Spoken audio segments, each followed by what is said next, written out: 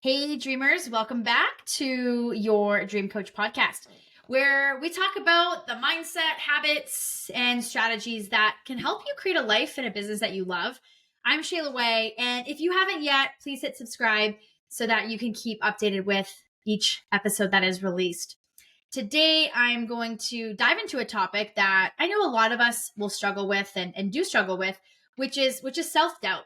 And I've been there, and it's that little voice in your head that whispers, well, who do you think you are? Or you're not good enough, right? And that can be so exhausting. And it really can keep you stuck for years. But what I have found is that self-doubt isn't permanent. It's a story. And it's one that can be rewritten. And so today I want to share with you what I've learned about shifting from self-doubt to self-belief and how rewriting your story is the key to unlocking your potential personally and professionally. And self-doubt is a learned behavior, which means that it can also be unlearned.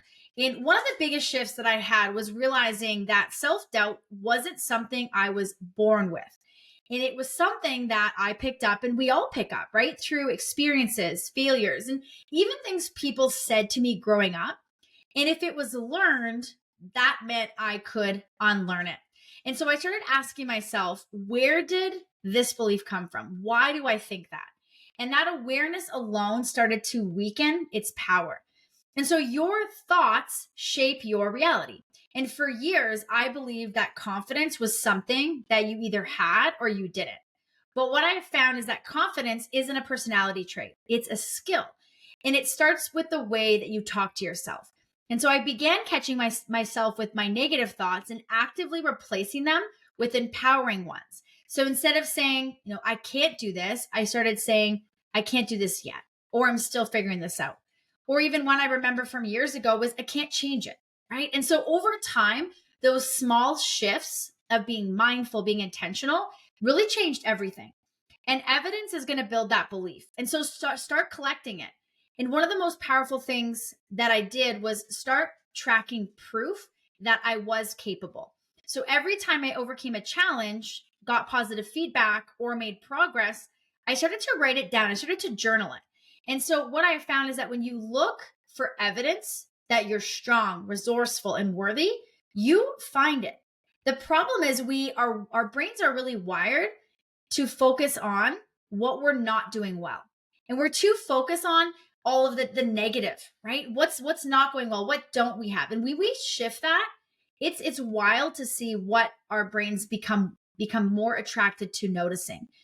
And that comparison is the fastest way really to kill that confidence. And so I used to spend, and we all go through these phases, right? Or I shouldn't say in absolutes, but I found definitely myself that I used to just catch myself just scrolling through social media and sometimes feeling like I was behind, comparing myself to other people. But I found that comparison is never fair. We're comparing our behind the scenes to someone else's highlight reel. And the moment I just started focusing on my own journey instead of trying to keep up with someone else's, my confidence started to grow. Now, what's unique about social media is I'm able to follow a lot of people that are light years ahead of me, and they're more confident, they're more financially successful, and their businesses are in different spaces. So it inspires me, but I also am reminded that I need to focus on my own journey. And failure isn't a reflection of your worth. For the longest time, I thought failing at something meant I was a failure. But what I have learned is that failure is just data, it's feedback. And so every successful person I admire has failed more than I have. The difference, they didn't let that failure define them, and they just used it as fuel to get better. And so your inner circle, right? The people that you're spending the most time with matters more than you think. And I realized that for a long time, how certain people around my life were either helping my self-doubt or reinforcing my self-doubt. And so when I surround myself with people that doubt themselves, that kind of kept me small. And I started to spend more time with people that were doing things that inspired me, or they believed in themselves and they believed in me. And it became a lot easier to shift my own mindset.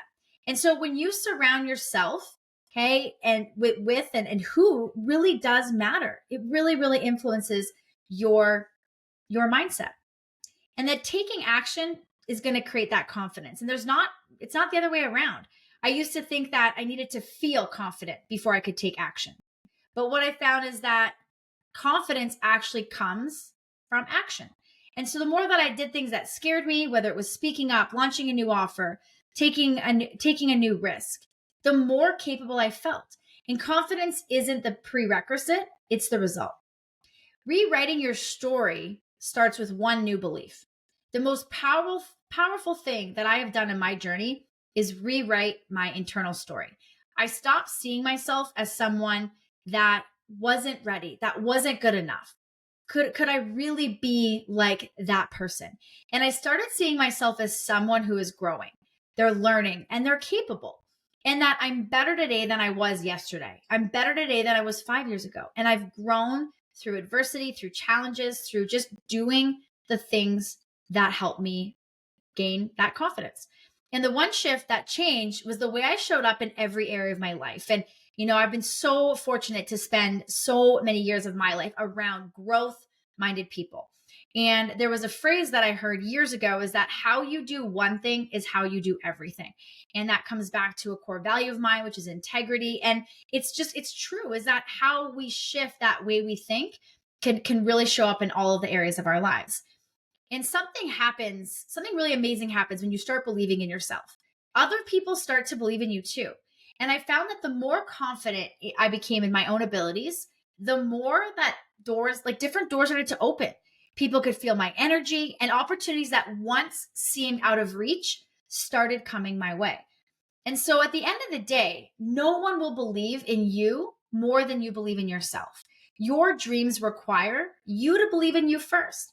And I found that in my biggest dreams, the ones that scared me the most only became possible when I chose to believe I was capable.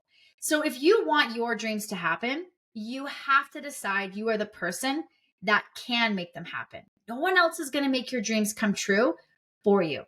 So self-doubt isn't the truth. It's just the story. And the good news is that you get to rewrite it, right? I feel like life is just built up of so many different chapters. And tomorrow you can open that new chapter with a fresh page and you can rewrite that.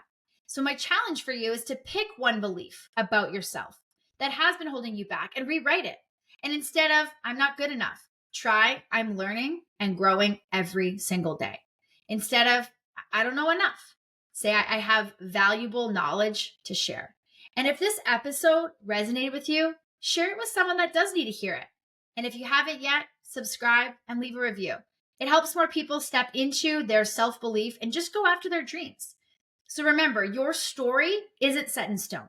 You have the power to change it. And when you do, everything else changes too.